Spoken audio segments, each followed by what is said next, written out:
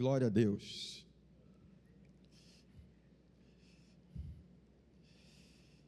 Quem está feliz aí hoje? É bom estar nesse local, né? Eu confesso que eu não sei como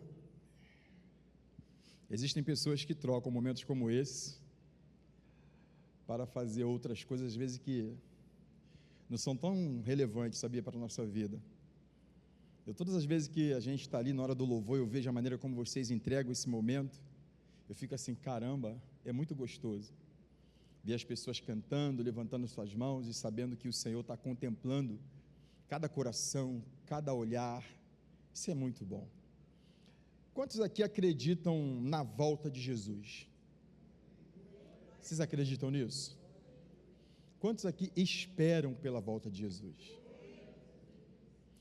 Interessante que no sábado nós tivemos o culto ali no centro, no Point, e eu preguei essa mensagem. Então você que estava sábado lá no Point, vai ouvir de novo. Certamente vai ser diferente, porque foi diferente para mim. Porque na verdade quem estaria pregando hoje era o pastor Vinícius, mas por conta de uma mudança de agenda, compromisso, ele teve que ir para outro compromisso e a gente está aqui então, e o Senhor deixou muito claro que Ele fez essa mudança, e essa mensagem é uma mensagem que tem mexido comigo nesses dias, porque todos nós falamos que estamos aguardando a volta de Jesus. Alguns aguardam com muita ansiedade, outros nem tanto. Pastor, por que você fala isso? A gente percebe pela forma como nós vivemos, porque a maneira como nós vivemos revela o tipo de sentimento nós temos com relação à volta de Jesus, porque o nosso comportamento às vezes não revela que nós estamos esperando realmente algo muito melhor do que viver nesse mundo, irmãos. Eu costumo dizer o seguinte: ganhar dinheiro é bom, não é? É, mas a eternidade vai ser muito melhor. Viver sem ter que ir a médico é muito bom, você não ter problema de saúde, tem gente que tem saúde de ferro, mas a eternidade vai ser muito melhor.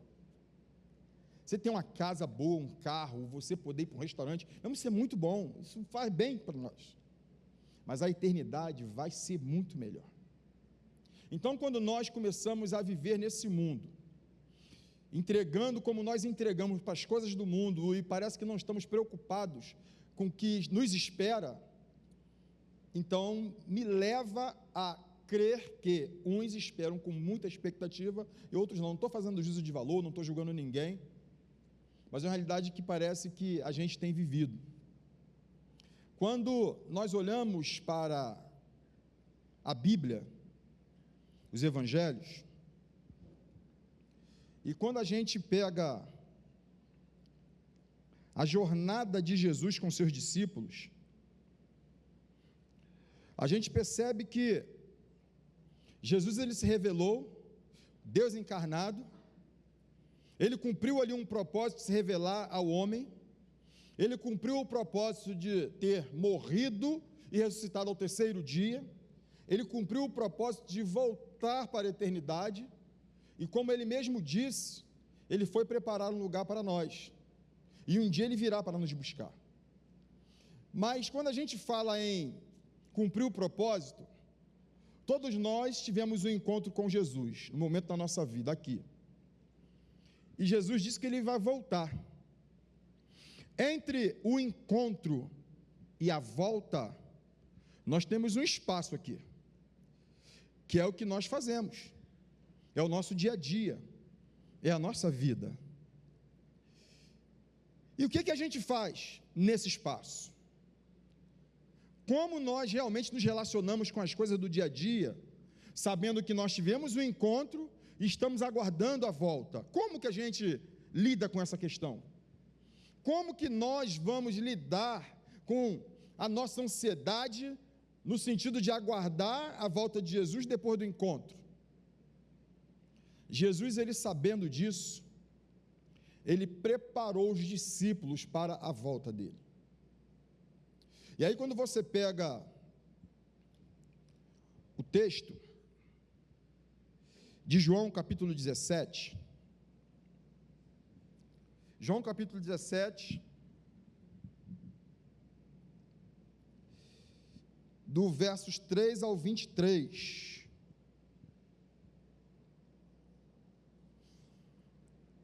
É aquele texto, a famosa oração sacerdotal de Jesus. Ele diz assim, ó: e a vida eterna é esta, que conheçam a Ti, o único Deus verdadeiro, e a Jesus Cristo, a quem enviaste.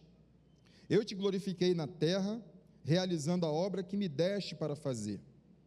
Agora, ó Pai, glorifica-me contigo mesmo, com a glória que eu tive junto de Ti, antes que houvesse mundo. Manifestei o Teu nome àqueles que me destes do mundo. Eram Teus, Tu os deste a mim, e eles têm guardado a Tua palavra. Agora, eles reconhecem que todas as coisas que me tens dado provêm de Ti, porque eu lhes tenho dado e transmitido as palavras que me deste, e eles as receberam.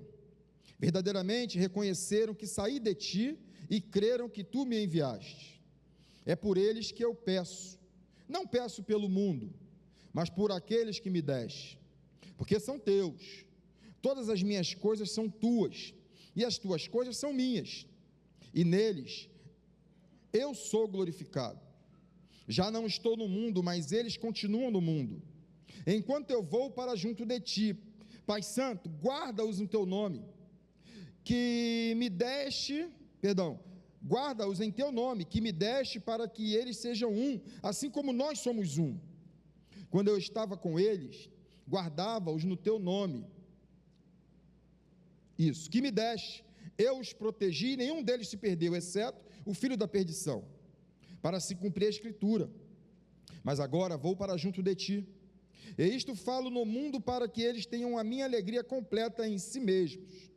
Eu lhes tenho dado a Tua palavra, e o mundo os odiou, porque eles não são do mundo, como também eu não sou. Não peço que os tires do mundo, mas que os guardes do mal. Eles não são do mundo, como também eu não sou. Santifica-os na verdade, a Tua palavra é a verdade. Assim como Tu me enviaste ao mundo, também eu os enviei ao mundo. E a favor deles eu me santifico, para que eles também sejam santificados na verdade. Não peço somente por estes, mas também por aqueles que vieram a crer em mim, por meio da palavra que eles falarem, a fim de que todos sejam um. E como Tu, ó Pai, estás em mim e eu em Ti, também eles estejam em nós, para que o mundo creia que Tu me enviaste.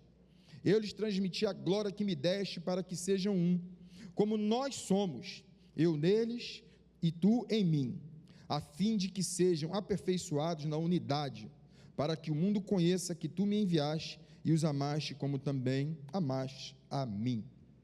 Pai Santo, nós louvamos o Teu nome, nós Te agradecemos porque o Senhor tem falado conosco, o Senhor tem nos guardado, tem nos abençoado, e nós estamos diante da Tua palavra, e nós cremos que o Senhor, através da Tua palavra, pode mudar as nossas vidas. Por isso, ó Deus, Te pedimos, fique à vontade entre nós, Espírito Santo, fala aos nossos corações. Nós Te agradecemos por tudo, e oramos no santo nome de Jesus, amém. Como eu falei, esse texto é um texto conhecido, e é interessante que no capítulo 17, ele começa assim, ó: depois de dizer estas coisas. Então, ele começa depois de dizer essas coisas, e Jesus começa então a oração pelos seus discípulos. Eu acho interessante porque essa oração, para mim, ele sela ali uma palavra de cuidado de Jesus com os discípulos, a partir daquilo que eles haviam aprendido, da missão que eles teriam que cumprir até a volta de Jesus. E se você pega no capítulo 14 de João, você percebe que ali é a promessa do retorno, quando ele fala que vai, mas vai preparar um lugar, e quando ele preparar, ele volta para vos levar para mim mesmo. Ele prometeu que voltaria. Quando você chega no verso 15 do capítulo 14, ele fala da promessa do Espírito Santo, que ele precisaria ir para que o Paráclito, o Espírito Santo, o Consolador, pudesse voltar. E aí o Espírito Santo é quem faz a obra que nós necessitamos para viver. E aí quando chega no capítulo 15, ele fala da videira e dos ramos, da importância de nós estarmos nele, enquanto ramos e ele é a videira. E é interessante que ele fala assim, ó, se permaneceres em mim, e as minhas palavras permanecerem em vocês, pedirão o que vocês quiserem, e vos será feito. A partir de quê? Dessa proximidade, de entender que nós somos os ramos, e ele é a videira, e nós precisamos estar nele. Existe uma promessa da parte dele, de que tudo aquilo que nós pediríamos, ele faria, exatamente por causa dessa proximidade. No verso 18, do capítulo 15, ele já alerta os discípulos o seguinte, olha, vocês vão ser odiados pelo mundo. Se preparem, porque eles me odiaram e vão odiar vocês também. Você percebe que não há aqui uma palavra de Jesus no sentido de romantizar a missão. O problema é que muitas vezes nós somos levados a acreditar que quando a gente levanta a mão e aceita Jesus, a vida agora vai ser viagem de cruzeiro. Isso é mentira, irmão. O próprio Jesus falou para os discípulos, olha, no mundo 3 aflições, tem de bom ânimo, eu venci o mundo. E aqui você fica claro ele dizendo, vocês vão ser odiados pelo mundo. No verso 16, ele já fala, primeiro ele fala da vinda do Espírito Santo. No capítulo 16 ele fala da obra do Espírito Santo, que é o Espírito Santo que vai convencer o mundo do pecado, da justiça e do juízo. Ou seja, vocês vão se colocar à disposição, mas essa obra quem faz é o Espírito Santo. Vocês não vão mudar a vida de ninguém. Não adianta obrigar, não adianta forçar, vocês preguem, a obra é quem faz, é o Espírito Santo. E aí quando chega no verso 25 do capítulo 16, ele então entrega as palavras de despedida, dizendo que é chegada a hora. E aí no 17, esse capítulo que nós lemos, então o que é que Jesus faz? Jesus fala assim, olha, ele ora para que o Pai pudesse guardar e abençoar os discípulos nessa obra enquanto eles esperavam. O que é que eu acho interessante nesse texto? Que vocês entenderam na leitura, que ele fala assim um momento, olha, eu oro não só por eles, mas por aqueles que irão crer. Quem são aqueles? Somos nós. Ou seja, essa oração sacerdotal é uma oração que atinge diretamente a cada um de nós, porque nós encontramos com Jesus, recebemos a missão, estamos aguardando o retorno. Agora nós temos que alinhar o seguinte, esse tempo de espera. E aí, Jesus, ele chega para os discípulos e fala algo que é poderoso. Ele fala da necessidade de eles estarem unidos. Assim como o Pai e Jesus é um, ele quer também que os discípulos sejam um. Por quê? Porque nas palavras de Jesus, a missão depende da comunhão. E a Bíblia fala que todo reino dividido, ele não subsistirá. Eu falei isso no sábado. A gente percebe que no mundo animal, a gente já falei isso aqui várias vezes, o predador, ele nunca ataca no meio do bando da presa, ele sempre pega os desgarrados. Satanás é do mesmo jeito. Enquanto nós estivermos nesse local da manifestação da glória de Deus, enquanto nós estivermos reunidos para adorar o Senhor, ele vai ter dificuldade de tocar em cada um de nós. Quando a gente já acha que pode caminhar sozinho, quando a gente já acha que igreja não é isso tudo, quando a gente já acha que o meu irmão não é perfeito, por isso eu não vou caminhar com ele, a gente se torna presa fácil. Aí o que ele fala? Para que eles sejam um, assim como nós somos um, no verso 11 do capítulo 17. Ou seja, quando Jesus fala da importância da unidade da comunhão, ele está dizendo o seguinte, que para aguardar a volta, nós temos que focar nessa unidade. O tema da nossa mensagem hoje é, até que ele venha. Como nós vamos nos comportar até que ele venha? A primeira coisa que me chama a atenção, quando a gente fala até que ele venha, como nós vamos nos comportar no sentido de unidade, nós precisamos ser um. Jesus falou que eles sejam um como nós somos, então nós precisamos ser um, sabe aonde? No conhecimento do único Deus. O próprio Jesus, ele fala assim, olha, que conheçam a ti, o único Deus verdadeiro, e a Jesus Cristo, a quem enviaste. É interessante que esse conheçam a ti, o verbo aqui está no presente do subjuntivo, que indica um conhecimento crescente, ou seja, você conhece a Jesus, conhece a Deus hoje, amanhã o seu conhecimento vai aumentando, a partir daquilo que você entende por relacionamento com Ele. Ninguém conhece a Deus no relacionamento de um encontro só. E é interessante que o texto vai dizer que a vida eterna é essa, é conhecer a Deus e fazer a sua vontade. Sabe o que acontece? Quando nós chegarmos na eternidade, nós vamos passar a eternidade conhecendo a Deus. Vamos passar a eternidade conhecendo a Deus. Daqui a 1000 anos estaremos conhecendo a Deus. E aí fica aqui uma crítica para você que acha que já sabe tudo de Deus e é autossuficiente. Ei, esquece. Quando nós olhamos para o texto de Oséias, ele vai dizer: conheçamos e prossigamos em conhecer ao Senhor. O profeta já falava isso. Quando nós olhamos para o texto de Isaías, ele fala o seguinte: eu sou o Senhor, este é o meu nome, a minha glória, pois, a outro não darei, nem a minha honra à imagem de escultura. Queridão, só existe um Deus, único e verdadeiro, e o seu nome é Jesus Cristo. O problema é que as pessoas não querem conhecer a Deus. A gente se envolve com a igreja, isso é maravilhoso. A gente se envolve na célula, isso é maravilhoso. A gente se envolve no louvor, é maravilhoso. Mas não temos intimidade com o eterno. E é por isso que as pessoas saem da igreja. Deixa eu falar para você, a igreja vai te decepcionar. É dura essa realidade. A célula vai te decepcionar. É dura essa realidade. Sabe por quê? Porque eu e você estamos lá e nós somos pecadores. Mas quando nós entramos na presença do Eterno e colocamos nele a nossa expectativa, você não vai se decepcionar na igreja, não vai se decepcionar na célula. Sabe por quê? Você vai fazer igual o apóstolo Paulo: eu prossigo para o alvo é Jesus. É olhando para ele, o autor e consumador da fé, para de olhar para o homem. Queridão, se você achar que eu sou muito crente, cuidado, você vai cair. Se você achar que o maior pregador que hoje está na rede social é muito crente, se você olhar só para ele, você vai cair. Isaías ainda diz assim: eu sou o Senhor, e fora de mim não há Salvador. Ainda antes que houvesse dia, eu sou, e nenhum há que possa livrar alguém das minhas mãos. Agindo eu, quem impedirá? Ei, querido, é esse Deus que nós devemos conhecer como único Deus, porque não importa a circunstância, quando Ele age, ninguém pode impedir. Quando Ele age, a enfermidade não vai te parar. Quando Ele age, nem a morte pode te deter, porque Ele é Deus. E o próprio Jesus disse: eu sou a ressurreição e a vida. Quem crê em mim, ainda que morra, viverá. É esse Deus, irmãos. Irmãos, eu fico muito triste. Eu confesso para você que eu fico muito triste quando alguém chega aqui na nossa igreja, começa a frequentar uma célula, tem um encontro com Jesus, batiza, vai para o Vida Vitoriosa, dá testemunho aqui, 3 meses depois, volta para o chiqueiro.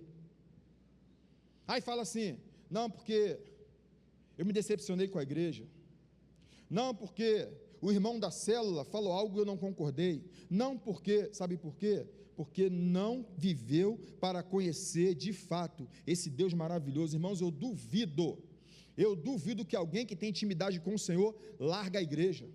Eu duvido que alguém que tem intimidade com o Senhor larga a célula. Eu duvido que alguém que tem intimidade com o Senhor vai se decepcionar com o irmão. Eu duvido. Sabe por quê? Porque Ele mesmo diz: agindo eu, quem impedirá? Os nossos relacionamentos vão ser mantidos em cima de uma fortaleza, que é a palavra do Senhor, que é a presença do Senhor. Até que Ele venha, nós precisamos ser na prática da palavra, irmãos. Jesus, Ele falou assim: olha, eles tenho dado a tua palavra e o mundo os odiou, porque eles não são do mundo, como também eu não sou. Não peço que os tires do mundo, mas que os guardes do mal. Em algumas versões está maligno.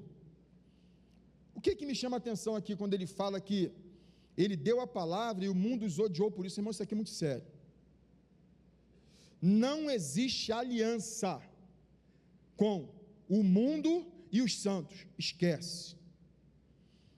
O Dwight Limamood, ele fala o seguinte: este livro afasta você do pecado, ou o pecado afasta você desse livro. Uma coisa anula a outra. Ou você se afasta do pecado por causa da palavra, ou você nem chega perto por causa do pecado. E o grande problema da igreja, muitas vezes é isso. Quando eu falo igreja, eu não estou falando do templo, eu estou falando da igreja, dos santos. Por quê? Porque a gente se alimenta de um monte de lixo, mas da palavra de Deus, a gente faz apenas o coffee break. é banquete de lixo, mas quando o assunto é palavra de Deus, 10 minutinhos basta. Meus irmãos, é um absurdo que nós fazemos quando o assunto é palavra de Deus para nos ajudar a combater o pecado. Nos tempos antigos, segundo o historiador, uma das maneiras de punição que havia era o seguinte: quando alguém matava uma pessoa, e a punição do assassino, sabe qual era? Ele era julgado, e o morto era amarrado ao assassino, e aquele assassino, ele tinha que fazer tudo amarrado ao morto. O defunto ia entrando em estado de decomposição, amarrado no assassino. Consequentemente, o assassino começava a apodrecer também, até morrer. O pecado faz exatamente isso com a gente, irmãos. Tem crente abraçado com o pecado, andando para cima e para baixo, agarrado com o pecado. Tem crente que está justificando mentira. Abre um parênteses, o pai da mentira é o diabo. Não tem acordo com a mentira. Tem crente que está amarrado com o pecado, sabe qual? Do jeitinho brasileiro nos negócios. Tem crente amarrado no pecado, sabe de quê? Da promiscuidade. Como é que está teu namoro aí, crente? Como é que está teu namoro? Fala para mim. Como é que está a tua relação, marido e mulher? Fala para mim. Deixa eu falar uma coisa para você. Se você não é casado, o sexo é proibido, tá? Pecado. Se você não gosta de trabalhar, varão, pede para morrer. Mas não vem com esse papo de querer ficar rico no tigrinho, não, que é pecado. Jogo é pecado. É pecado. E tem gente agarrado com esse negócio aí, ó. Agarrado. Pecado. Vai morrer, está apodrecendo. Falta da palavra. Meus irmãos, deixa eu falar uma coisa para você. Quando nós lemos a palavra, ela nos revela os nossos principais inimigos. No próprio texto, Jesus ele fala isso, olha, o mundo os odiou. Deixa eu falar, nós somos inimigos do mundo. Meus irmãos, não há aliança. Outro dia eu estava no shopping, cara, aqui no Rio Sul. Eu prestei atenção, sabe o quê? No shopping tem aquela música ambiente, né? Meu irmão, e o Rio Sul é chato. Tu parece que está indo para o céu. Tu sobe, aí tu fala assim, irmão, onde é o Outback? Mais 5 lances de escada. Eu falo, pô, chegou lá, já deu hora da merenda da tarde, irmão. O negócio vai escada para cima, todos os andares tocava música. Eu não vi um louvor, nem instrumental. Eu passo aqui, ó, nesses bares, não tem ninguém tocando Cassiane ali, aleluia. Ninguém. Aí, eu preciso falar isso, irmão. Preciso falar. Aí eu vou casar, pastor. Aí convido o pastor Nando para fazer a cerimônia. Pastor Nando ora, bota o terno, que não é muito comum, mas bota, né? E chega lá bonitão. Ele estava no sábado retrasado no casamento. Eu, se eu fosse o noivo, eu falava assim, ó, tira aquele homem de lá, pô, para poder eu entrar e, né? Aí, o pastor Nando prega uma mensagem maravilhosa para o casal. Não estou falando desse casamento não, tá? Estou dando aqui ilustrando. Pô, aí quando chega na hora da festa, irmão, o pau quebra. O pau quebra, irmão. E aí a gente faz os cursos de noivos, e não é só daqui não, tá? Que a gente já trabalha com família um tempo. E isso eu acho que é geral dessa geração. É uma pergunta. Pastor, você acha que dá para botar bebida no casamento? Porque o meu pai não é crente. Tá, mas quem é que vai casar? É você ou seu pai? Quem é que é crente nessa relação? É você ou seu pai? Aí eu pergunto, eu vou a tudo que é casamento, irmãos. Eu tenho parente não crente, eu vou no casamento do parente não crente, ele não fala assim, ó, vão deixar 1 horinha sem bebida e vão botar 1 horinha de louvor porque o pastor Wagner, ninguém me considera. Aí no meu casamento crente, eu vou considerar o miserável, porque senão ele vai achar que eu sou quadrado. Para, irmão. O bom de ser quadrado é que não desce na goela do Satanás, fica agarrado. Aí ele não engole fácil. Que desce fácil é o redondo, né? Desce redondo, não tinha uma propaganda? Desce redondo. Desce direto para o inferno. Irmão, a gente tem que assumir um compromisso, irmãos. E é a palavra que vai fazer isso com cada um de nós. Tiago diz o seguinte: infiéis ou adúlteros, não compreendeis que a amizade do mundo é inimizade de Deus. Aquele, pois, que quiser ser amigo do mundo, constitui-se inimigo de Deus. É palavra de Deus, querido. Você pode até me criticar, mas eu quero ver você falar contra a palavra. Nós precisamos assumir um compromisso diante do Senhor. Tem que ser radical, irmão. Eu admiro o ímpio. Que é isso, pastor? Admiro. Porque eles, naquilo que eles acreditam, ele põe energia. Meu irmão, o carnaval termina, quando dá lá o campeão, os caras já estão trabalhando para o ano que vem, irmão. Você chega lá em julho, na escola de samba, o pau está quebrando com escolha de samba e fantasia pronta. Irmãos, eu ouso dizer que se tiver um decreto e falar assim, ó, esse ano o carnaval vai ser em dezembro, já está pronto o carnaval. Alguns ajustes, porque eles estão trabalhando já desde fevereiro do ano passado. A gente não. Irmãos, vai ter o 72 horas de oração, entra aí na relação, para você botar o nome, aí fica o pastor pedindo, pelo amor de Deus, porque tem um monte de horário em branco, irmão, e o crente diz que gosta de oração. Gosta. Olha aí, para servir na igreja, irmão, um monte de ministério aí, irmãos. Se você está aqui, bota um coletezinho verde, bota o azul, bota o preto, vamos servir no Kids, aí faz a Kátia.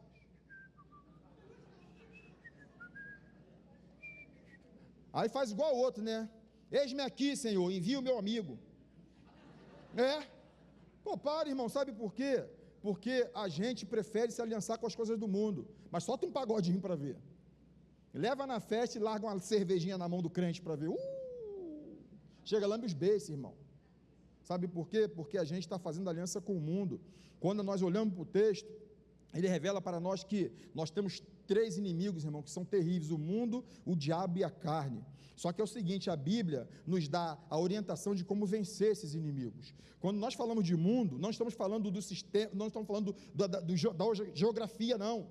Nós estamos falando do sistema, um sistema perdido, arruinado, depravado, hostil a Deus. É isso que a gente está vendo aí. E olha só, não melhora não, tá? A tendência é piorar. A tendência é piorar. E aí, sabe o que a Bíblia fala quando o nosso inimigo, o mundo?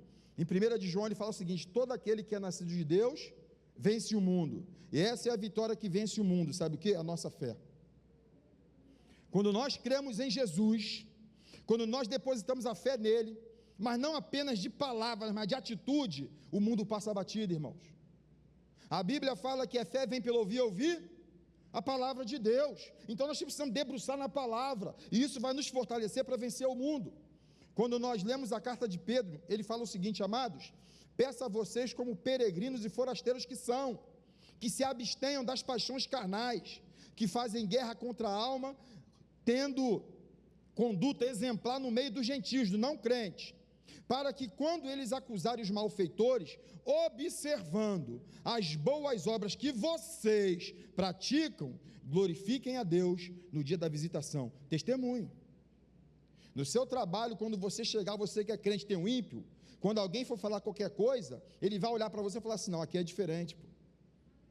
Aqui é outra batida. Sabe por quê? Porque o mundo nós já vencemos pela nossa fé. O outro inimigo é o diabo. Aí Tiago fala o seguinte: sujeitai-vos, pois, a Deus, resisti ao diabo, e ele fugirá de vocês. Cheguem perto de Deus, e ele se achegará a vocês. Limpem as mãos, pecadores, e vocês que são indecisos, purifiquem o coração. Você lembra quando nós tivemos aqui aquele seminário de batalha espiritual?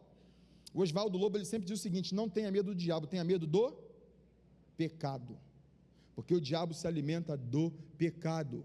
Mas o texto de Tiago fala o seguinte: quando a gente se sujeita a Deus, quando a gente resiste ao diabo, ele foge da gente. Agora, nós não podemos superestimar nem subestimar o diabo. Temos que entender com quem que nós estamos pelejando. Primeiro, esse miserável, ele foi expulso do céu e arrastou a terça parte dos anjos com ele. Poder de persuasão dele. Esse miserável, ele chegou lá no Éden, o homem estava em estado de perfeição, não existia pecado, derrubou o homem lá naquele local onde o pecado não existia. Esse miserável, ele sabendo que ele é um derrotado, ele foi no deserto e encarou Jesus frente a frente. Fala uma coisa para você, você acha mesmo que ele tem medo do teu título? Você acha que Satanás tem medo que você canta, que você prega, que você anda com roupa de crente? Não. Agora, quando nós temos a nossa vida blindada no Senhor, eu quero ver. Quando nós lutamos contra as paixões do mundo, eu quero ver. A Bíblia fala que ele não pode nos tocar. E agora o terceiro inimigo, irmãos, eu acho que esse é o pior para mim. A carne. Que essa não vai se converter nunca. E o grande detalhe, quando a gente fala de diabo e do mundo, é porque a nossa carne, ela sempre está sujeita a isso. A Bíblia fala que nós pecamos por causa das nossas concupiscências, são os nossos desejos mais íntimos, aquele que nem a nossa esposa, o esposo sabe, que os nossos pais desconhecem, mas estão aqui dentro. Satanás, ele vai alimentando isso e a gente vai deixando isso crescer dentro de nós, até que a gente então sucumbe ao pecado. Quando ele escreve, Paulo aos Tessalonicenses, ele fala o seguinte: abstenham-se de toda forma do mal. E aí em 1 Coríntios ele fala, fugir da prostituição. Agora, pois, glorifiquem a Deus no corpo de vocês. Como é que a gente glorifica a Deus? É fugindo do pecado, é nos santificando todos os dias. Irmãos, nós precisamos buscar a face do Senhor todo dia, a gente não dá conta desse negócio, irmãos. Eu gosto muito de uma música, que hoje até estava tocando aqui de tarde, e quando eu ouvi essa música pela primeira vez, eu falei, nossa, que letra forte, que ela fala assim, olha, na minha história, Cristo é o mocinho, na vida real, o maior vilão sou eu. Ganhar o mundo e perder a mim, estar no caminho e não chegar ao fim, na minha luta do meu eu contra mim mesmo. Os meus gigantes são os meus próprios desejos, e o que sai contamina mais do que entrou. Só Deus sabe o perigo de um homem sem amor. Olhar para a cruz é como olhar para o espelho, reflete a glória que revela os meus defeitos. Na vida real, o meu maior vilão sou eu. Querido, se nós entendermos que nós não damos conta, nós vamos realmente resistir ao diabo, se sujeitar a Deus, ele vai fugir de nós. Querido, nós precisamos entender que a gente não vai conseguir vencer essa batalha pela força dos nossos músculos, não vamos. É só no Senhor. E o que a gente faz enquanto até que Ele venha? Nós precisamos ser um na mesma missão. Precisamos ser um no conhecimento de único Deus, precisamos ser um na prática da palavra, e precisamos ser um na mesma missão. Meus irmãos, eu acho impressionante porque Jesus, ele fala no verso 21, que o mundo creia. Ou seja, a nossa missão enquanto igreja é fazer com que o mundo creia quem é Jesus. Então, para isso, nós precisamos fazer aquilo que Jesus falou o tempo todo aqui, sobre unidade, sobre comunhão.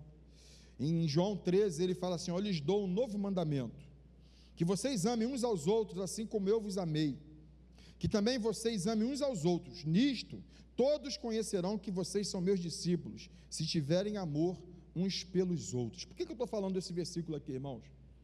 Porque me parece que nós estamos vivendo um tempo onde as pessoas estão cada vez mais distantes umas das outras. Estamos vivendo um tempo onde as pessoas, mesmo nós que somos cristãos, mesmo nós que frequentamos o mesmo local de culto e adoração, parece que a gente não tem disponibilidade para o outro. As pessoas passam por nós nos corredores e a gente não tem coragem de dar um bom dia. E vou te dizer mais, às vezes quando você pergunta para alguém aí, falando, tá bem? Se a pessoa falar que tá bem, você abraça, você beija, está tudo certo. Mas se a pessoa falar assim, não estou muito bem não, você não quer nem investir tempo para ouvir o porquê que ela não está bem. Deixa eu falar uma coisa para você, querido.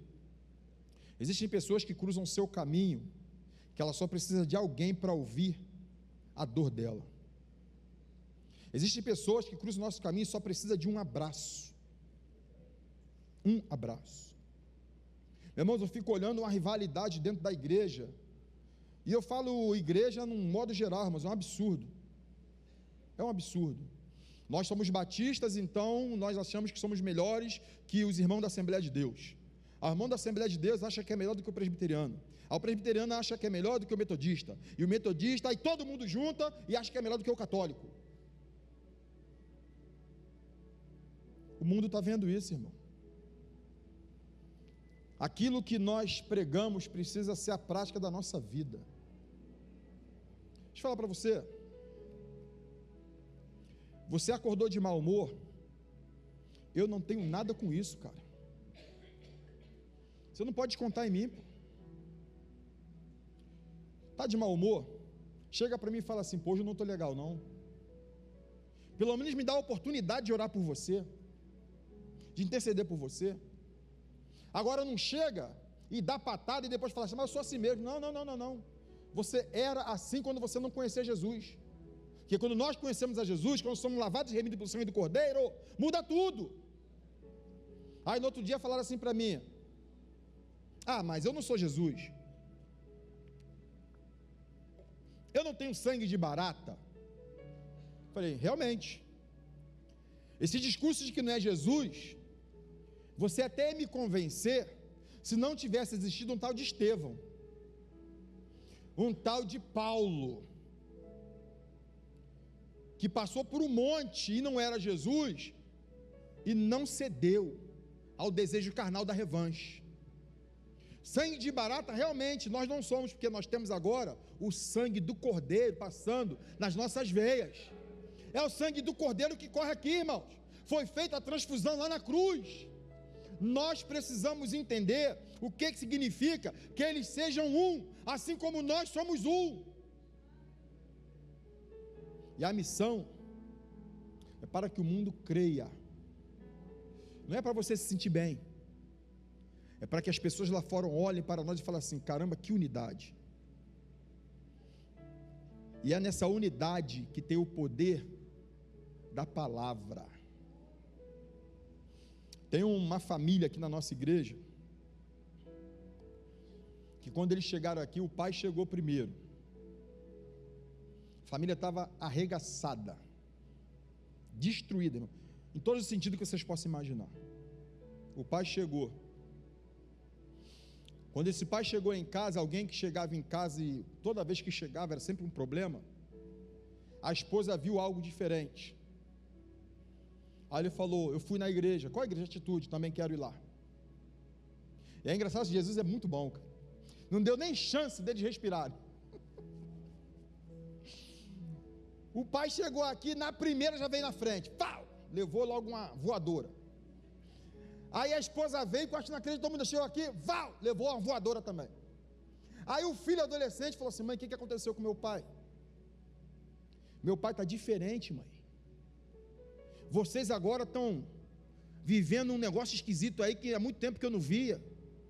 Também quero esse negócio. O filho veio, hoje todo mundo é líder de célula, pastor. Os vizinhos, Beto, os vizinhos vieram tudo, Se acompanhar ele, se você que é crente acompanhar, vai se converter de novo, irmão. Porque é um testemunho absurdo. Nós fomos no casamento deles, eles estavam juntos há anos e casaram depois que vieram para a igreja. Tinha uma senhora no casamento que ela falou assim: pastor, a gente tinha medo de olhar para esse homem. Esse homem está diferente. Eu quero ir lá nessa igreja para ver o que fizeram com ele. Quero conhecer esse tal Jesus, que eu quero mudar minha vida também. Veio, Irmãos, foi um dos batismos mais lindos que eu já vi na minha vida, foi daquela senhora. Essa senhora, quando nós batizamos ela aqui, quando ela levantou, você via que quando ela desceu, ela viu algo diferente lá embaixo. A gente percebeu que ela largou uma vida inteira lá embaixo e ressurgiu para uma nova vida na presença do Eterno. Sabe por quê? Porque o mundo viu nessa família aquilo que a palavra de Deus fala, para que eles creiam. Nós precisamos, irmãos, assumir uma responsabilidade até que Ele venha. Fazer com que essa sociedade, irmão, possa entender que nós não estamos aqui à toa, estamos aqui porque existe um Deus que nos sustenta, nos guarda, nos ama e prometeu que vai nos levar para a eternidade, amém?